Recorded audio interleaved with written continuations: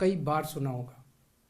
2 साल से बीजेपी की सारी एजेंसीज कई रेड मार चुकी हैं, कई लोगों को गिरफ्तार कर चुकी हैं, लेकिन अभी तक एक भी पैसे का हेरफेर कहीं नहीं मिला, कहीं से एक भी पैसा नहीं मिला। अगर भ्रष्टाचार वाकई हुआ है तो इतने करोड़ों रुपए गए कहां? क्या सारा पैसा हवा में गायब हो गया? सच्चाई यह है कि किसी तरह का कोई भ्रष्टाचार हुआ ही नहीं। अगर होता तो पैसा भी मिलता।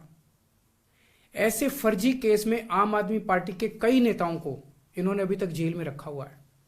किसी के भी खिलाफ कोई सबूत नहीं है, कुछ साबित नहीं हो रहा, खुलेआम गुंडागर्दी चल रही है, किसी को भी पकड़ के जेल में डाल दो। अब बीजेपी मुझे गिरफ्तार करना चाहती है। मेरी सबसे बड़ी संपत्ति, मेरी सबसे बड़ी ताकत मेरी ईमानदारी है। झूठे आरोप लगा के, फर्जी समन भेज के ये मुझे बदनाम करना चाहते हैं, मेरी ईमानदारी पे चोट करना चाहते हैं। इन्होंने मुझे समन भेजे हैं। मेरे वकीलों ने मुझे बताया कि ये समन गैर कानूनी है। क्यों गैर कानूनी है? ये मैंने इनको विस्तार से लिख के भेजा है। मैंने बताया है कि उनके समन कैसे गैर कानूनी है, लेकिन उन्होंने मेरी एक भी बात का जवाब नहीं दिया। इसका मतलब उनके पास मेरी बातों का जवाब नहीं है। इसका मतलब वे भी मानते हैं कि उनका नोटिस गैर कानूनी है। क्या मुझे एक गैर कानूनी समन का पालन करना चाहिए? अगर कानूनी रूप से सही समन आएगा तो मैं पूरा सहयोग करूंगा। बीजेपी का मकसद जांच करना तो है ही नहीं। इनका मकसद तो लोकसभा चुनाव में मुझे प्रचार करने से रोकना है। ठीक लोकसभा चुनाव के पहले इन्होंने मुझे समन भेजा है। क्यों? इस जांच को चलते 2 साल हो गए। अभी ठीक लोकसभा चुनाव के पहले मुझे क्यों बुलाया जा रहा है? पहले क्यों नहीं बुलाया? सीबीआई ने मेरे को 8 महीने पहले बुलाया था।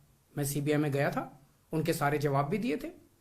लेकिन अब ये लोग ठीक लोकसभा चुनाव के 2 महीने पहले मुझे बुला रहे हैं।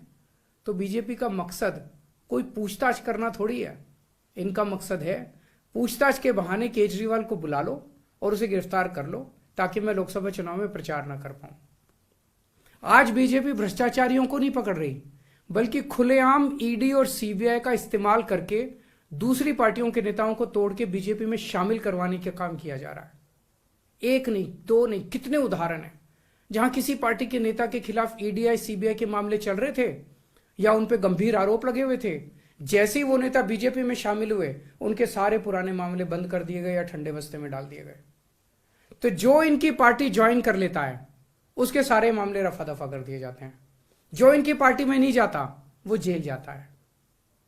आज मनीष सिसोदिया, संजय सिंह और विजय नायर इसलिए जेल में नहीं है कि उन्होंने भ्रष्टाचार किया है, वो इसलिए जेल में है क्योंकि उन्होंने बीजेपी में शामिल होने से इंकार कर दिया है।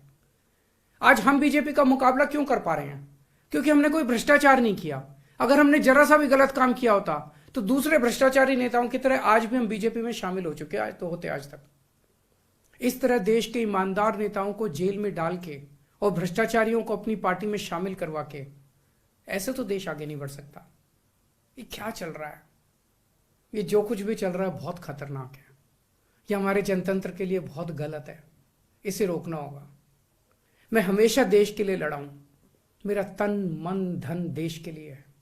मेरी एक एक सांस देश के लिए है। मेरी खून की एक एक बूंद देश के लिए है।